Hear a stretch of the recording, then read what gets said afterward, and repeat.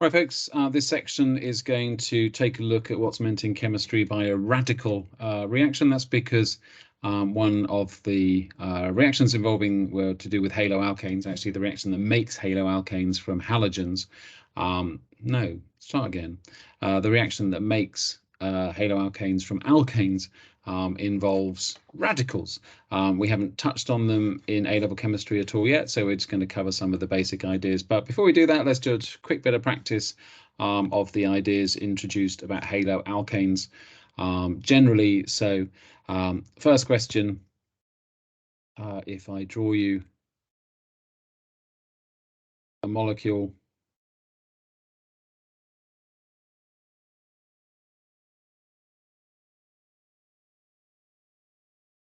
can you name that molecule systematically? So what would be the systematic name of that haloalkane? Pause the video, answer, check in a moment.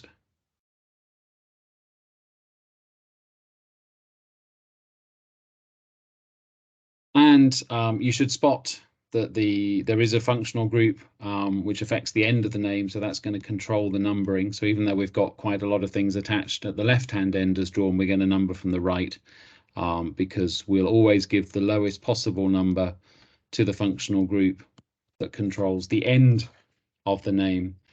So we've got a 6-carbon chain, hexane, with an alcohol on carbon 2, so hexane 2-ol. And then we've got bromines on carbon 4 and 5 and a chlorine on carbon 5. Remember, we go alphabetical, and so B before C. Even though there's 2 of them, that's going to make it dibromo. The alphabetical still runs off the B for bromo. So we've got 4, 5 dibromo, 5 chloro, hexane 2-ol. Next up, then, second question is to just a little bit. There was a couple of reactions of the haloalkanes. So if you had this haloalkane, put a chlorine there, and you wanted to make it into you heated it with ammonia gas, what would you make?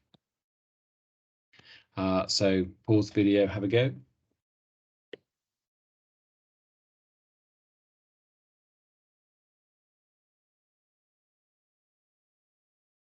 Okay, and this is where you swap the halogen for an NH2 group. So we end up with the NH2 in place of that. That makes me realize actually that in the previous little video when we did this, I just neglected a couple of details here. Maybe you were screaming at the screen at the time. We do get a co-product. So where you've lost one of the hydrogens, there's that, and you've also knocked off the halogen, so you're going to get plus HCl as a co-product here. So that's one of the H's from the NH3 falling off, and then the chlorine as well, combining with that. And this is a substitution reaction. Substitution reactions are reactions in which one or more atoms is replaced by another atom or group of atoms. Clue is in the name. It's actually what's called nucleophilic substitution. More on that quite soon. So let's have another question here. Let's have a quick boiling point question. So see if you can remember if you had this molecule and you had this molecule, which one has the higher boiling point?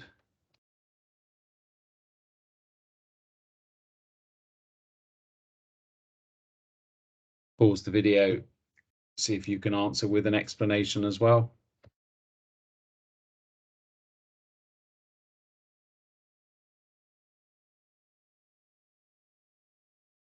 And so you should have said that the bromo compound, the bromo cyclohexane does.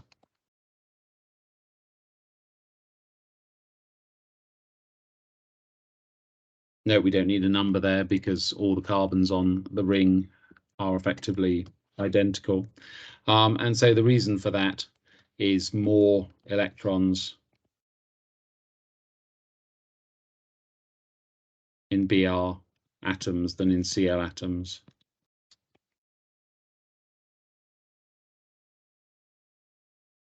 Which you would link to, therefore, there being stronger ID-ID intermolecular bonds for the bromocyclohexane.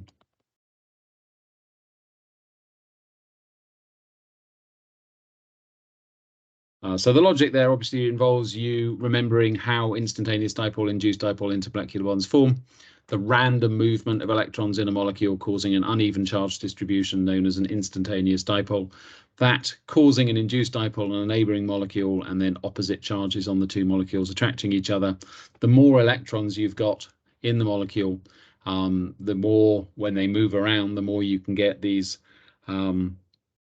large uneven charge distributions, creating very strong instantaneous dipoles. It wouldn't hurt, of course, if you were doing this just to show that both of them have a polar bond. Always show what you know that's of relevance to the context. But in this case, it's not about how polar the bond is. It's this thing about the number of electrons. Okay, let's move on then. Radicals. You need to know a bit of radical chemistry. This doesn't mean the kind of chemistry that is at the cutting edge of development and shocks the bearded old professors in university chemistry departments by how new and surprising it is. It's simply chemistry that involves species known as radicals. Those of you who do biology, you might have talked about free radicals. To be honest, that's just a fairly interchangeable name with just the word radical. So just for chemistry, just drop the word free and just talk about radicals. So first thing you need to know is, what is a radical?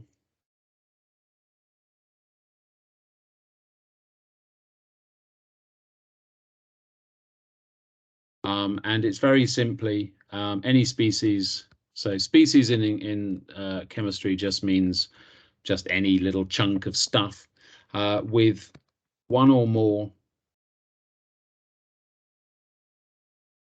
unpaired electrons.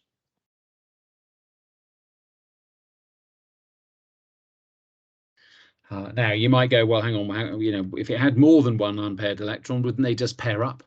But think about electronic configurations. The electrons spread out across the orbitals in a subshell rather than pairing up. So you can get multiple unpaired electrons in the outer shell of an atom, but we need to see this in practice. So just have a think about the molecule Cl2. Do a dot cross diagram. Pause the video. When you're ready, start again.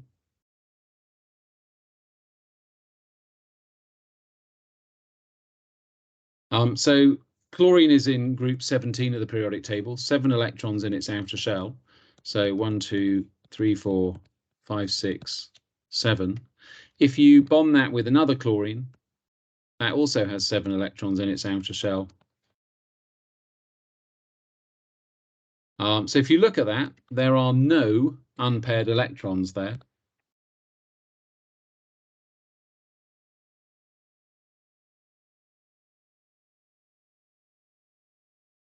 So this is not a radical.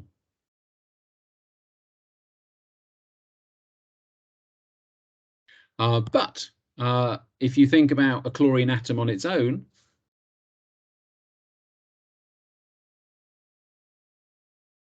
I won't say pause the video and do it, because that's just literally half of what we've drawn there. Cl on its own, 1, 2, 3, 4, 5, 6, 7. Oh, look, unpaired electron.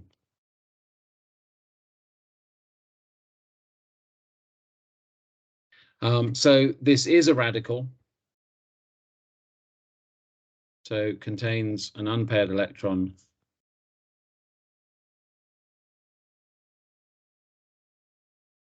so it's a radical.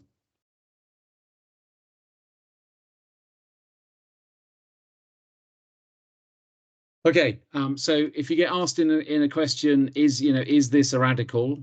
Draw a dot cross diagram. Use this kind of idea of kind of 4 positions for electrons around in the outer shell of an atom. Really, what you're drawing with the kind of 4 pairs or 4 pair positions is the s subshell of the outer shell and the 3p orbitals within the 3 orbitals within the p subshell. So kind of 4 places in the outer shell that you can have a pair of electrons. So just do the dot cross diagram and look, are there any unpaired electrons? If there are, you say just literally, it's got an unpaired electron, therefore it's a radical. If it doesn't have any unpaired electrons, it's not a radical. Just pause and look at the words clearly. This isn't lone electrons or lone pairs. This is unpaired electrons, so an electron on its own, an electron not in a pair. Okay, what about if you have an OH, not OH minus, just OH? Draw a dot cross diagram for that little species, OH, and decide if it's a radical or not and explain. Pause and have a go, and then start again when you're ready.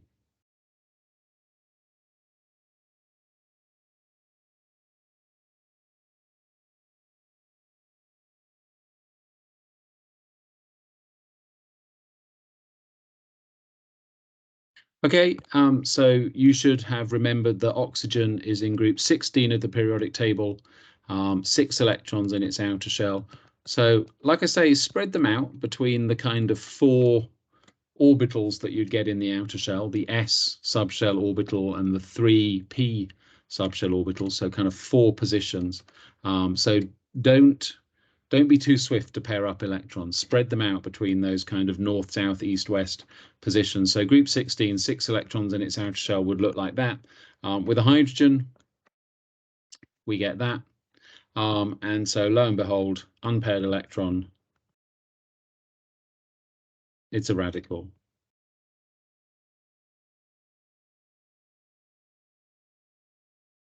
I hope that makes sense. Lots of things aren't radicals. So if you take methane, draw a dot cross diagram, just prove to yourself that it's not a radical.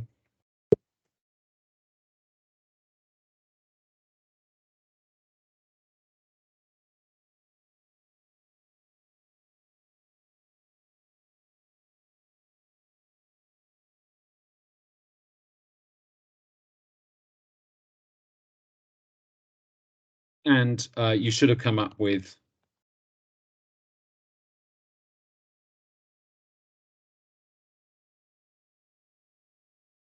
so all of the electrons are in pairs. Carbon group 14, 4 electrons in its outer shell. They'd all be unpaired on just with the carbon atom, but the hydrogens come along and pair them up. So no unpaired electrons,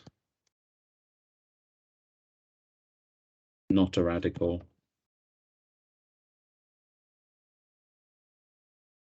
Okay, occasionally you get slightly weird ones that are a little bit harder to work out.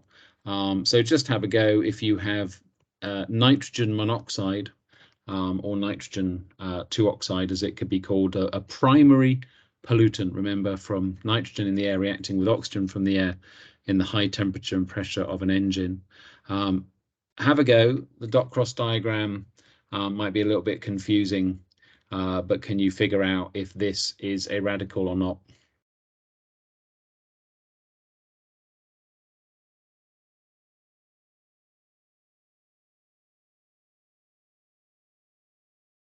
Okay, so nitrogen group 15 in the periodic table. So you've got the N, and then it would be like that as an atom. How does that possibly do bonding with an oxygen then? Well, you've got oxygen with group 16 with its 6 electrons in the outer shell. So there's a little bit of a mismatch here. The oxygen wants to share to get 2 more to get up to the stable 8. The nitrogen wants to share to get 3 more to get up to the stable 8. There isn't really any convenient way of making that happen in reality. So nitrogen monoxide, the bonding is a double bond to an oxygen,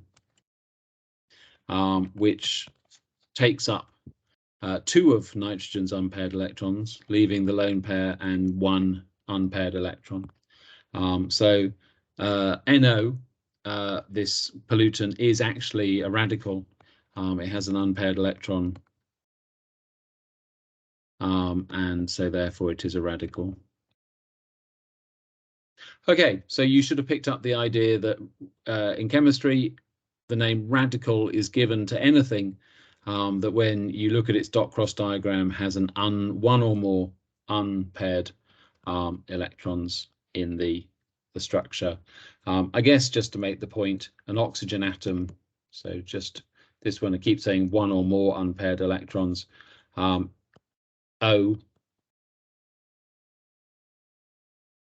An O on its own is like that. So this actually has 2 unpaired electrons.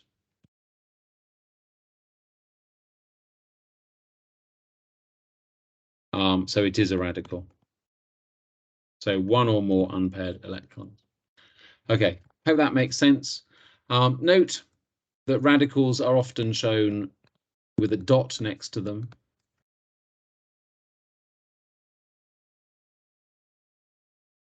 To represent the unpaired electron.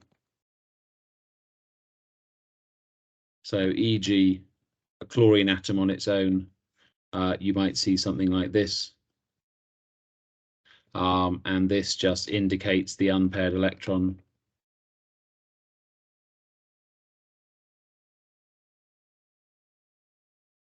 But note, this is not essential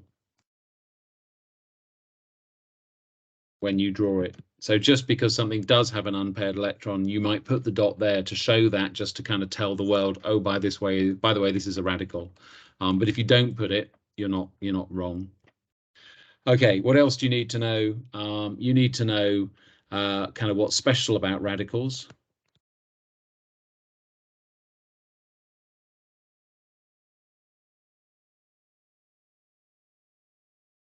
And the very simple answer to this is that they are very reactive. They react to pair up their electrons.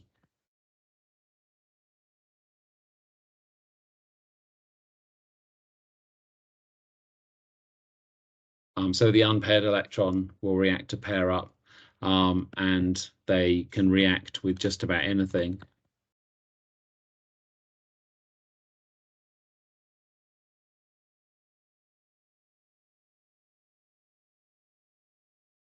That's not a very technical way of putting things, but in what we mean by that is, like in the world of organic chemistry, you don't need some functional group in the molecule.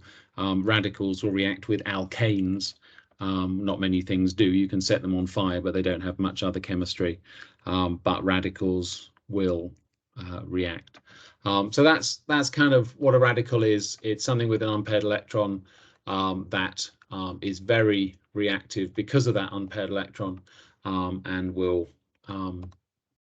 react. Yeah, like I say, react with just about anything. They have fairly their reactions are fairly hard to control. You get a whole mixture of products because they're so reactive.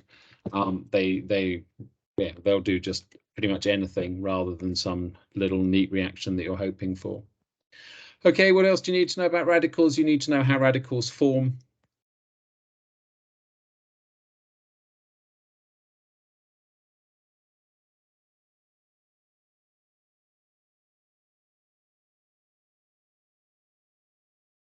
And it involves a type of bond breaking called homolytic bond fission.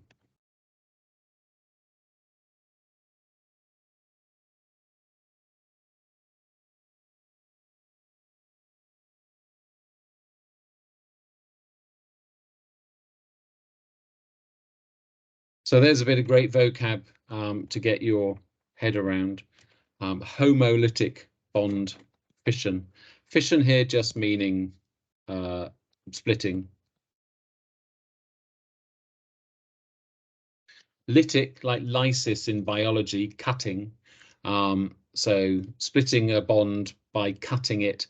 And the homo always refers to two of the same thing. So in a way that produces two similar things, as opposed to hetero. We've come across these prefixes with like catalysts, where you get a homogeneous catalyst and a heterogeneous catalyst, same state as the reactant, different state to the reactants. So here you're cutting the bond in a way that gives two of the same thing as opposed to two different things. Now, that's a bit confusing in words, so what do we actually mean by that in practice? So e.g., if you took a chlorine molecule, we've had a go at mechanism arrows. Up to now, we've always shown a pair of electrons moving. But if you have an arrow with just half a head,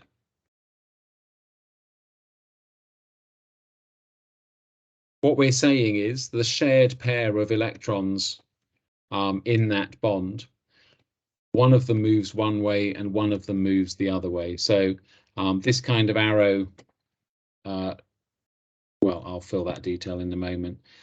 So what we get from that is two chlorine radicals.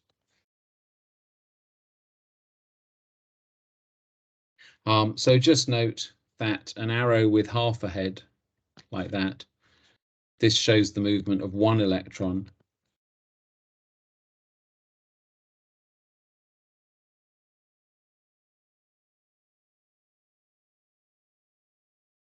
Whereas an arrow with a whole head, like we were using before, that shows the movement of two electrons.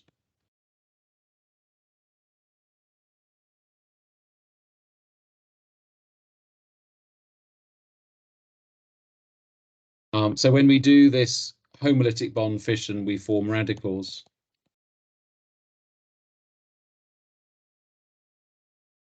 Note we've come across the opposite of that before in things like the alkene reactions. So I'm just going to put in brackets here. The opposite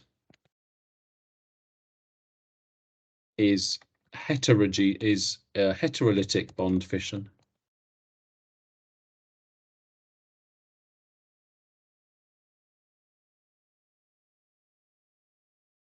And so, e.g.,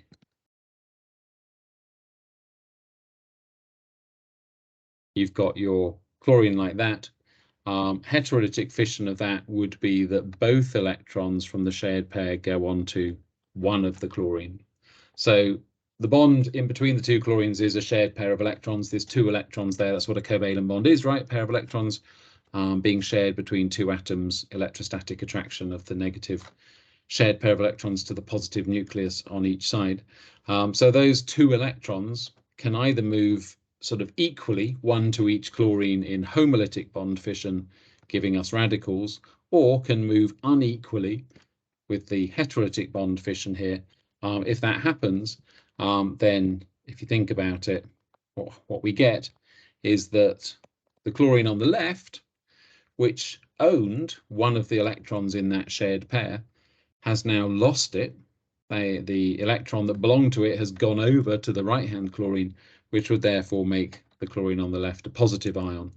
And then the chlorine on the right, which has got its own electron from that shared pair going onto it, plus the electron from the other chlorine, that's going to be a negative ion.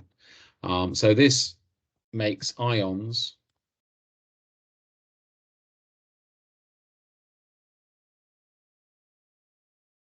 okay, so that should ring bells from the beginning of the electrophilic addition mechanism for the alkenes. You had the arrow bringing a pair of pi bond electrons from the alkene group out to the attacker, the positive end of the attacker.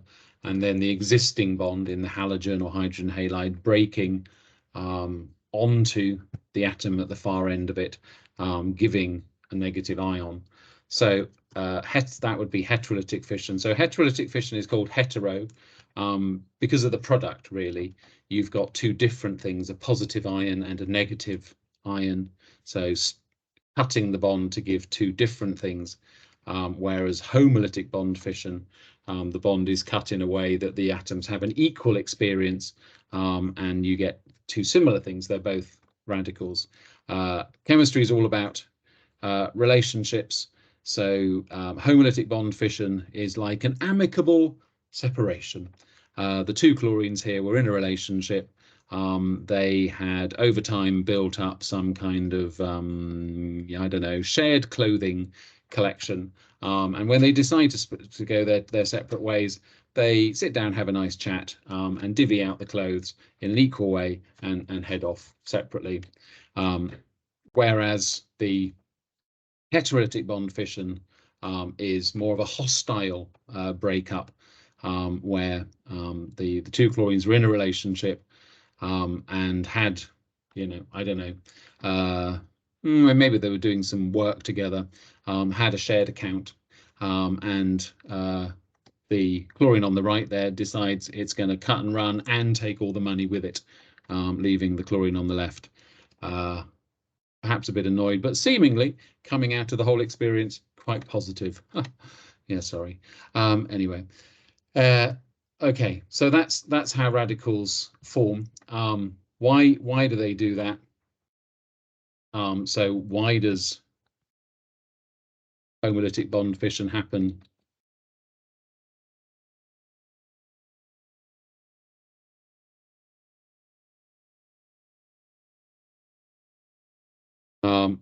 And the answer is normally exposure to light of sufficiently high frequency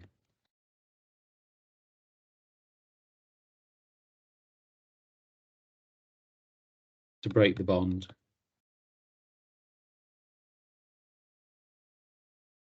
So that typically means UV light. So e.g. in the atmosphere. Oops. So this is very classic atmospheric chemistry, and we'll be looking at some examples of that when we look at some ozone chemistry in another little chunk. So the exposure to UV light, photons of UV light can supply the energy needed to excite the electrons right out of the bond, and that tends to give a homolytic outcome, with both atoms in the bond getting their own electron back, as opposed to the more kind of reactions we might carry out in the lab are more likely to be heterolytic. Okay, so that's the basics of radicals. So for radicals, you need to know a definition of a radical, species with one or more unpaired electrons. You need to be able to say whether something is or isn't a radical by doing a dot cross diagram and seeing if it has an unpaired electron, and then saying that it does or doesn't, and therefore is or isn't a radical. And just recognizing the dot showing that. You need to know radicals are very reactive because of their unpaired electrons and will react with just about anything to pair up their electrons. And then that the process of forming radicals involves this process called homolytic bond fission, that involves this movement of single electrons out of the bond, one onto one atom, one onto the other atom, to produce radicals, and that's the opposite of heterolytic bond fission, and that it's caused generally by exposure to high energy light, e.g. UV light. Okay, that will do for this chunk. I would suggest you just maybe scan back through that and review it as necessary.